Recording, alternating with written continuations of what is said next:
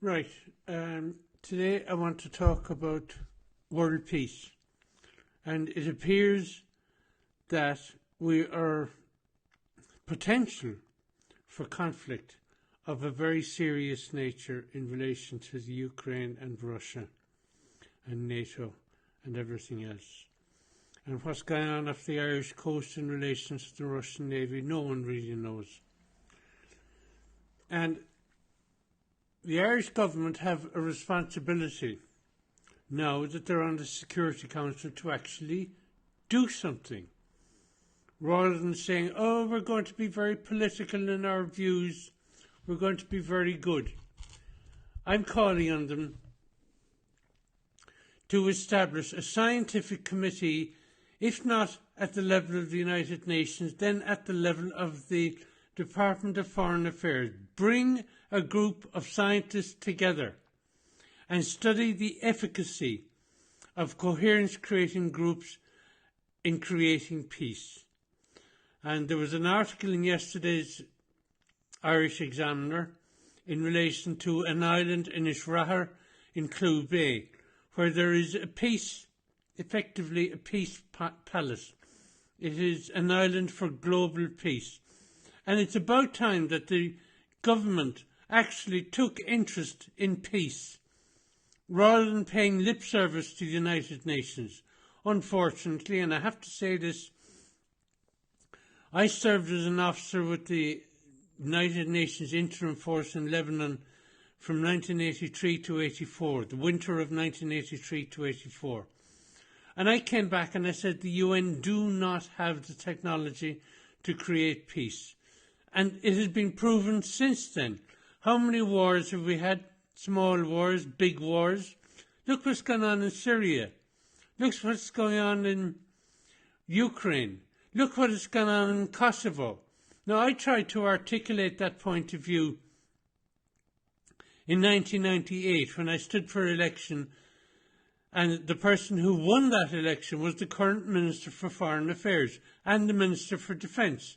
He has a joint role. He has a joint responsibility to ensure that there is a properly funded, a properly constituted body of scientists to study the efficacy of Transcendental Meditation, the TM-Sidhi program and Yogic Flying at creating peace.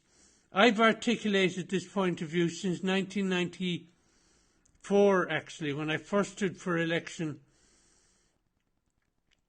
in Cork South Central. And I've been talking about this at various stages ever since. And I will continue to talk about it. And I'm starting to get support from people who say, yes, at least conduct the research.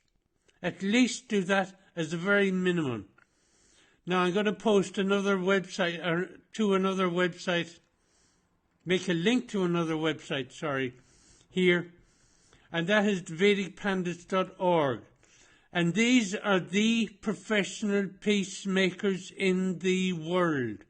And they are hosting yagyas, what are called Vedic Actions for Peace, from next month onwards.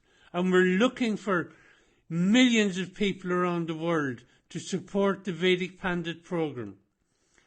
I'm not officially a part of the organization, the Transcendental Meditation organization. I talk about it because it's right. I talk about it because it is correct. I talk about it because it comes from my heart. Tagan sé ó macrí, tagan sé ó dúchas na hÉireann. And I'm going to finish this up with one poem, which I sent to Mary Robinson when she was UN High Commissioner for Refugees. Unfortunately, she didn't really comprehend the depth from which this poem comes from. And I would ask our President to open the book of poetry which I presented to him, not personally, but I gave to him a copy of my first book of poetry. And I have it here. I'll just show you. It's coming out again this year. the 20th anniversary, here's my first book of poetry. And the last poem in this is Síocháin Dúchasach. And that means peace through consciousness. Síocháin Dúchasach. Síocháin siadachan chuine sí a cruhíon crinnes. Crinnes có fiasa I bhréim se dúchas, bhréim se de clíta, le coga a cusc.